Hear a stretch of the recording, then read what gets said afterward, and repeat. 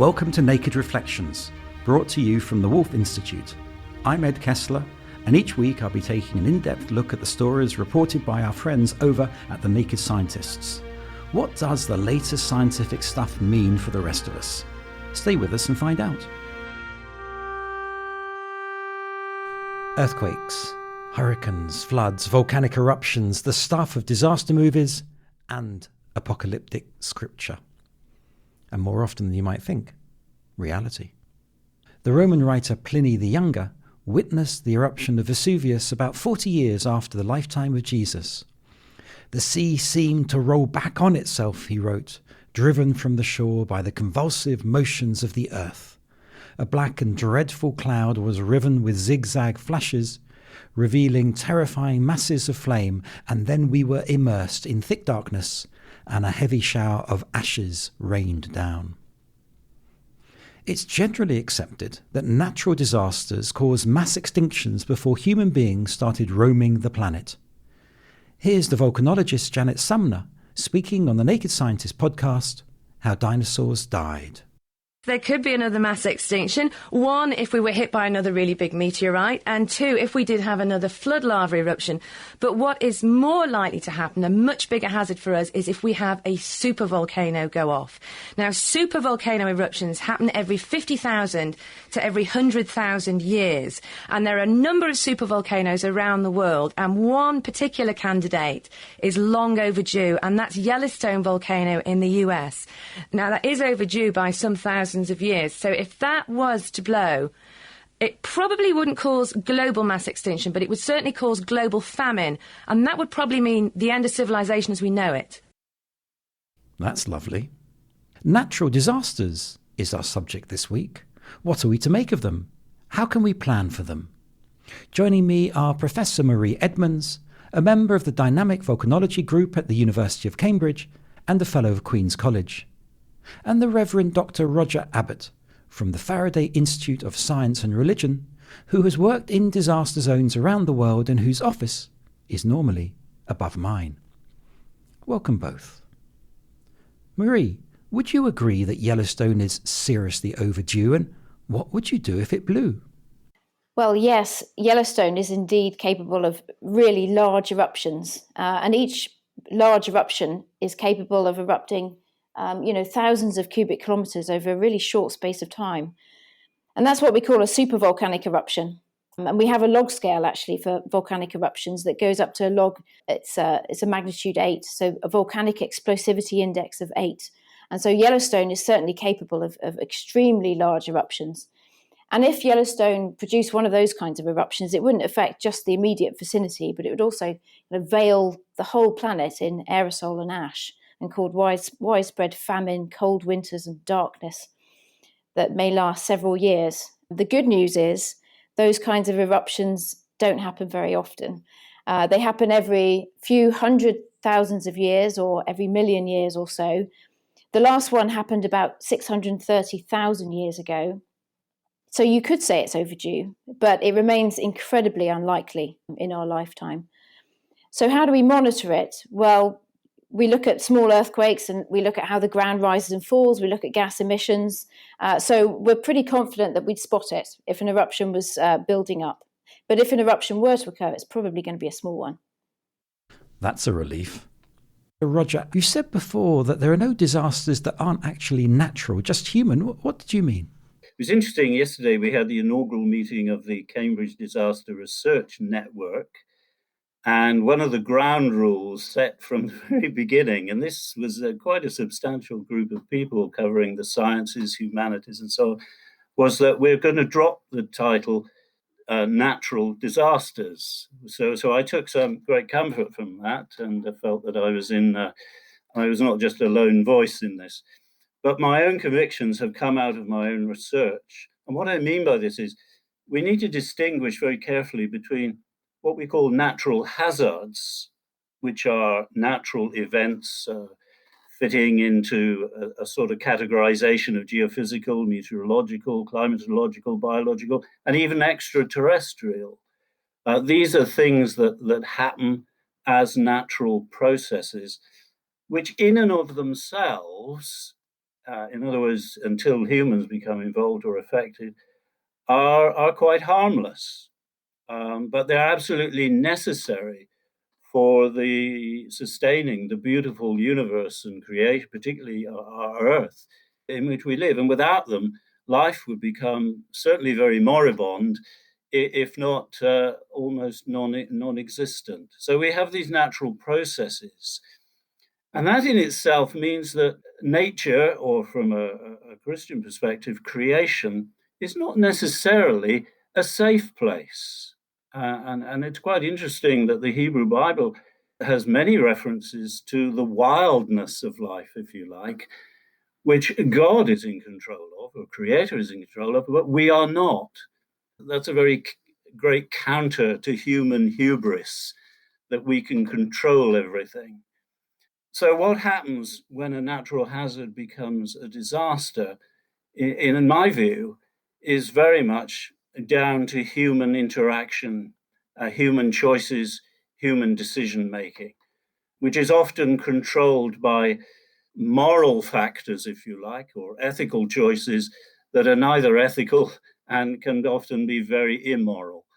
And that is an indication of how out of sync we are with the way creation operates and is meant to operate. And that's when it results in catastrophe for human beings and human life, and also for the creation itself. It is catastrophic, and humans, I'm afraid, are very much at the center of the causation for that. Marie? Yeah, we often say actually in earthquake geoscience, it's not the earthquake that kills, but it's the buildings. It's the human side. But it's actually much deeper than that. Yeah, we see very skewed impacts of natural disasters. And it tends to be the poor, of course, that are hit the hardest. Those that can't afford to buy secure housing, those that are forced to live in unsafe areas without the protection of engineering solutions to protect them from flooding and things like that.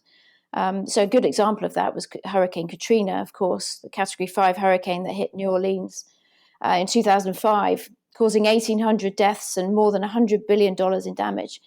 And that was largely regarded as a poor preparedness, and the response was very poor, and the fatal engineering failure of the levees.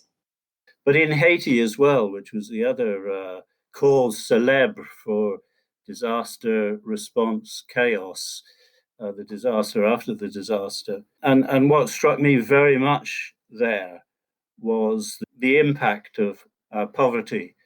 I always remember a comment made by the medical anthropologist Paul Farmer, when he said that some societies are almost doomed to social scarcity and poverty.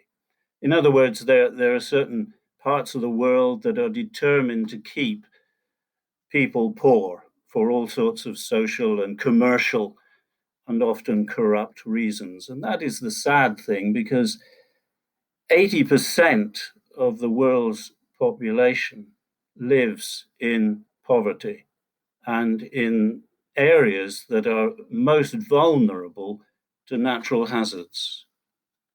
That's a very stunning statistic in my view. I think all listeners would agree that human interventions have caused a great deal of suffering, but surely these are natural disasters.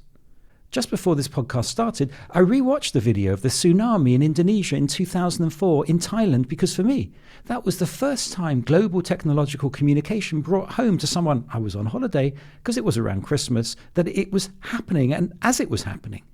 And it was so striking. These weren't people who were all impoverished. I mean, there were many poor people, but there were people on holiday in beautiful hotels. So surely it wasn't simply about social economic factors. It was a great deal more to it than that.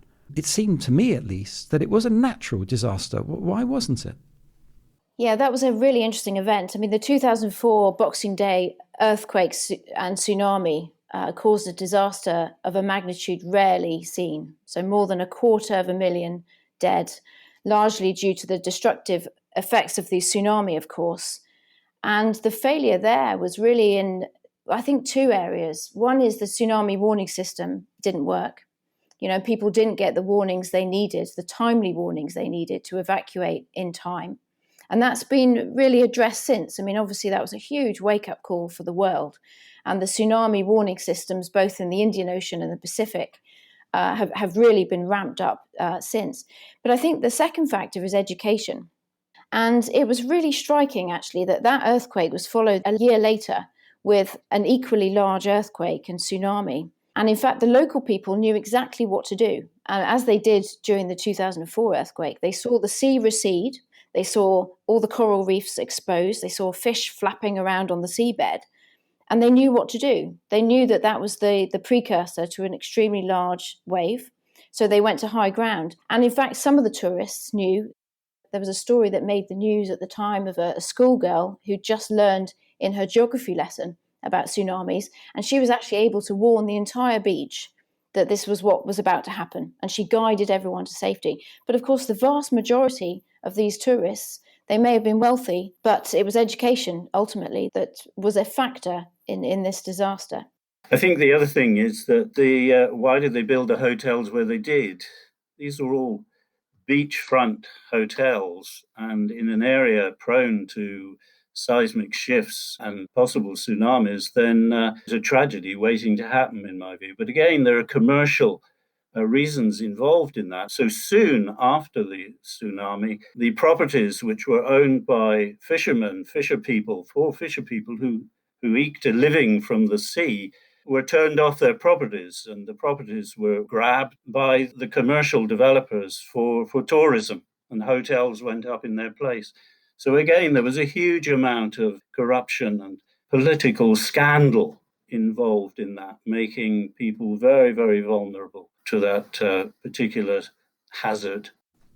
But before we move on to another subject, doesn't that just illustrate that social economic factors aggravated the natural disaster rather than were its cause?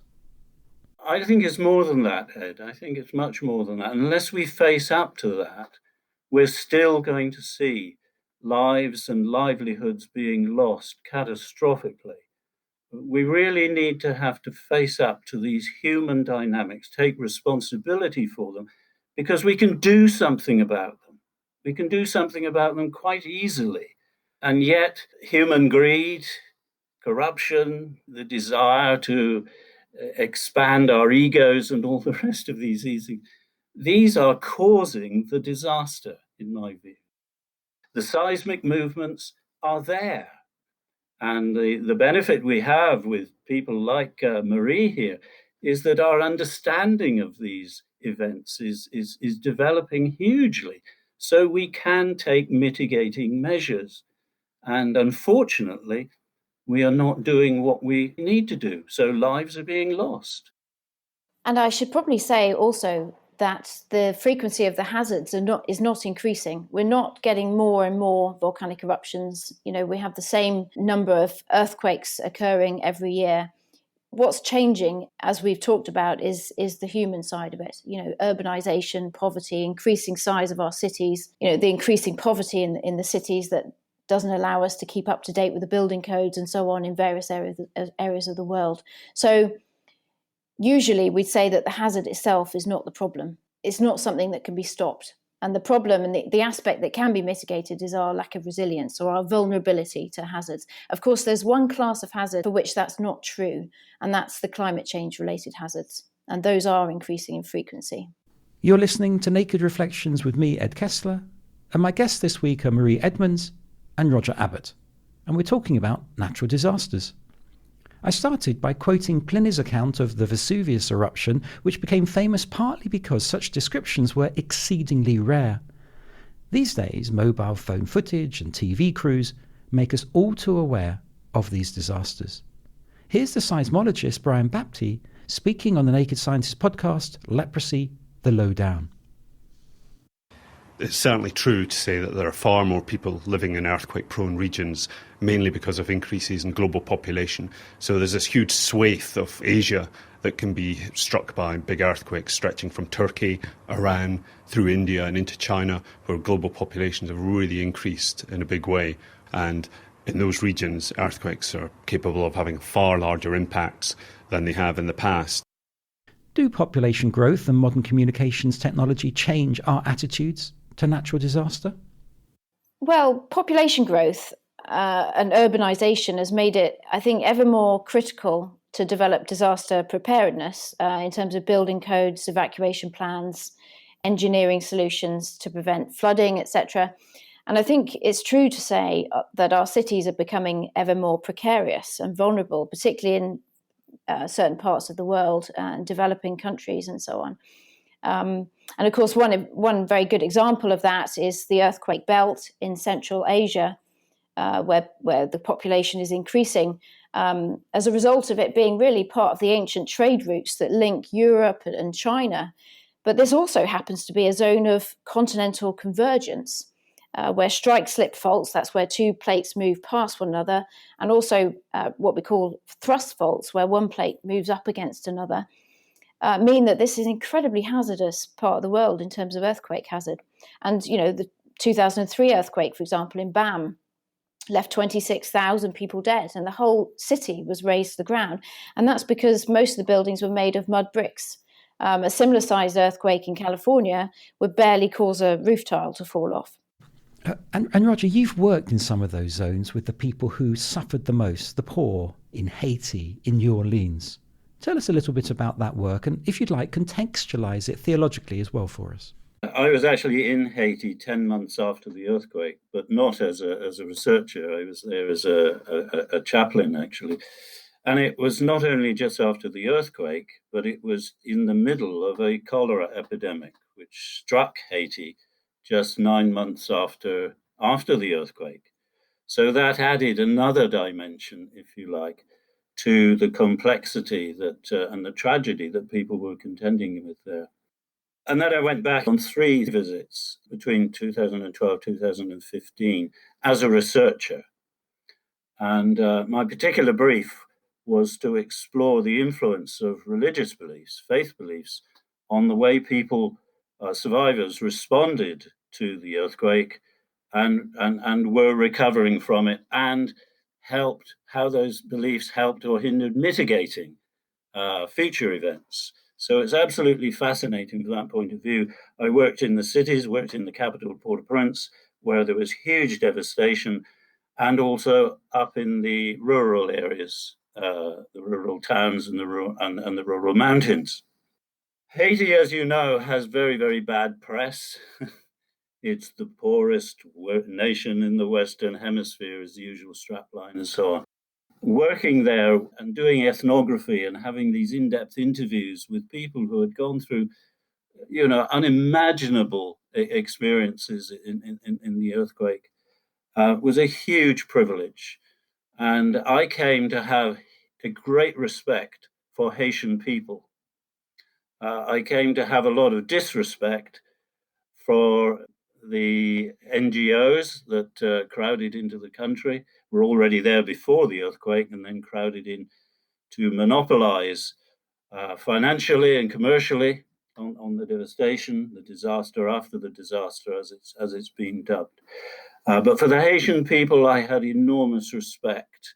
And so I did in-depth interviews with them. I did about 168, between 168 and 200 interviews with people. And it was a mirror and a very granular, if you like, experience of what it is to go through an earthquake in a society that has already been, demolished and used and abused by high-income countries.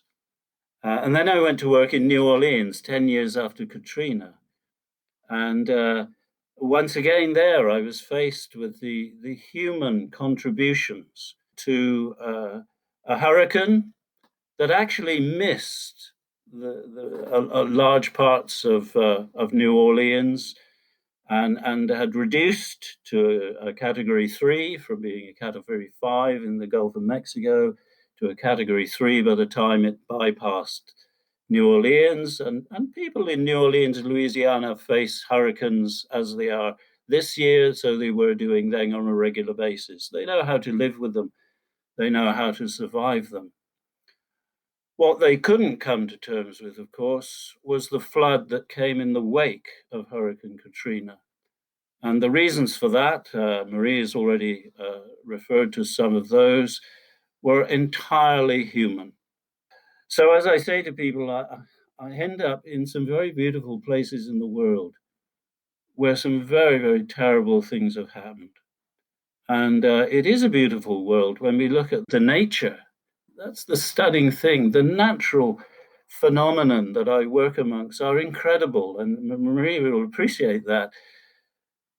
But at the same time, it's a very, very dark world when you come to dig underneath the social aspects, the political aspects of life. Human nature is capable of very beautiful and wonderful things, but it's also capable of some very, very dark and devious things. Well, I certainly agree with Roger that, these natural phenomena are incredibly beautiful. And as a volcanologist, I get to go to volcanoes, and part of what I do is to try and reconstruct past events. I'm a petrologist. Now, that's from the Greek word petros, which means rock. So I study the rocks, and in fact, I make very detailed studies of the crystals and the bits of magma trapped in crystals to try and reconstruct actually the impacts, the environmental impacts of past eruptions. And based on that information, I can then develop models for future eruptions, how frequent they may be, what their impact might be, all the way from the very large eruptions of Earth's past, where enormous outpourings have caused mass extinctions and so on, to the much smaller eruptions that have happened over the last couple of decades. So I've worked in Montserrat and in the Caribbean, in Hawaii and so on. So to some extent, scientists have to remain objective. I mean, my role in this is to understand the hazard, but I'm becoming increasingly interested in how to improve our resilience to this hazard, particularly volcanic eruptions, and reduce vulnerability. So in that sense, I'm really interested in what Roger's got to say. And I think there's a huge role for us all to get together to talk about these kinds of important issues. Roger, you mentioned the topic of faith, as well as the human attributes such as resilience, which is common across all people, religious and non-religious. But aren't there theological aspects or biblical aspects that provide sustenance and guidance in your work? One of my passions, again, which I've learned from the work that I do, is that as a theologian, as a practical theologian, I'm well aware of the Theodicies that are perennially turned out or referred to by theologians and religious communities and media interviewers in the wake of disasters. I must confess, I do get annoyed by that, because these theodicies have been going on for centuries and centuries, and no one has ever yet come up with one that everyone says, we've nailed it. We haven't nailed it. We never will nail it. But what we do have, which are equally theological issues, actually, are the human aspects. I mean, the wonderful thing about the Hebrew Bible and the Christian scriptures is that they identify human evil. And they're quite upfront about it. They're much more upfront about it than we are, actually. And that's why they're so challenging to us. So if I hark back to the areas in which I've worked, taking Haiti and New Orleans, both very religious communities, very much so. But I didn't hear anyone in the interviewing I did saying, well, I think we need to look at this theodicy. They just didn't have that take on it. They didn't even blame God. That's the stunning thing. They didn't even blame God. In fact, they found huge comfort from their faith. What they did blame was the humans involved, and they knew the human factors involved: governments, international governments, foreign policies. And, they complained, they lamented of the poverty that they had to live with. And so there were huge issues of social justice, which the Hebrew Bible, of course, is the prophets, the minor prophets in particular, highlight enormously as very serious issues. And these are issues which we can address, should address from a theological perspective.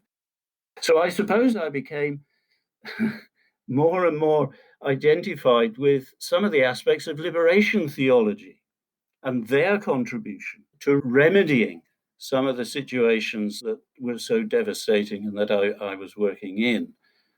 Do you have a sense that although we talk about being so interconnected, we really aren't as interconnected as we in the West like to proclaim because of fundamental social economic factors, which means that those who are poor are always the ones who suffer? Yes, I mean, we're connected in that we're human. We're human beings wherever we go, whatever our race or economic status. We are human beings.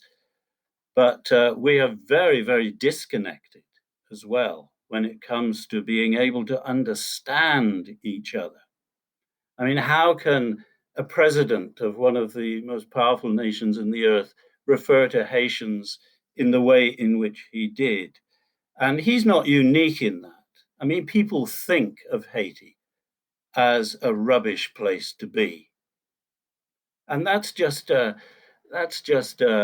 economic commentary on their ignorance. Yeah, I mean, we've talked about the impacts of natural disasters, increasing resilience and decreasing vulnerability. And I think looking to the future, I completely agree with Roger and his assessment of where we stand in terms of how connected we all are and what we need to do. I think better international cooperation is clearly needed. We need to share resources a lot better, work towards a common goal. And I think our current situation with this pandemic has shown us that we're woefully unprepared for the events that threaten humanity on large scales and small scales. So we need to prepare for the million-death earthquake, the trillion-dollar hurricane, the 100 million death pandemic, with simulations, detailed planning, mitigation.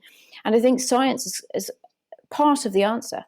I mean, it's certainly at the root of these efforts to mitigate against natural disasters, and it must be supported across all scales and in the critical fields of geophysics, biology, meteorology, and ocean dynamics.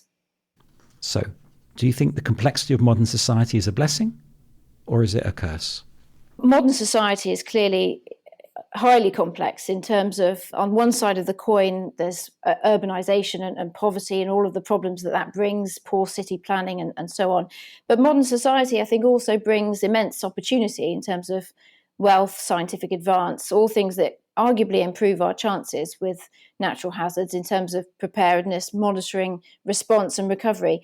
And I think what's really struck me with this conversation and talking to Roger as well is that really to tackle these problems in a robust way, we really need to bring people together across all of the disciplines in a truly interdisciplinary way, which means we all try to understand each other's disciplines and actually reach out and work across disciplines rather than being, the traditional multidisciplinary approach, which is that we all stay within our own little silos and do our own thing. I mean, and there's clearly a push towards interdisciplinary work in this area, which I think will really make an impact. I agree entirely with Marie on that. It's another of my passions, especially working with the Faraday Institute, that there is partnership and this multidisciplinary work. I endorse what Maria has already said. We need that. Theologically, it can be justified because it's a world that is open to scientific exploration and commentary. So we need that kind of partnership because that's what saves lives and livelihoods. And that's the most important thing of all. We've reached the end of this podcast without a major disaster. My thanks to our guests Marie Edmonds and Roger Abbott. If you like what you heard, please get in touch with any reflections of your own. You can email nakedreflections@wolf.cam.ac.uk and let us know what subjects you'd like to hear more about and how you'd like us to cover them. We'd love to hear from you. In the meantime, you can find more episodes of Naked Reflections and subscribe to the Naked Reflections podcast wherever you access your podcasts or at nakedscientists.com/reflections. Do join us next time.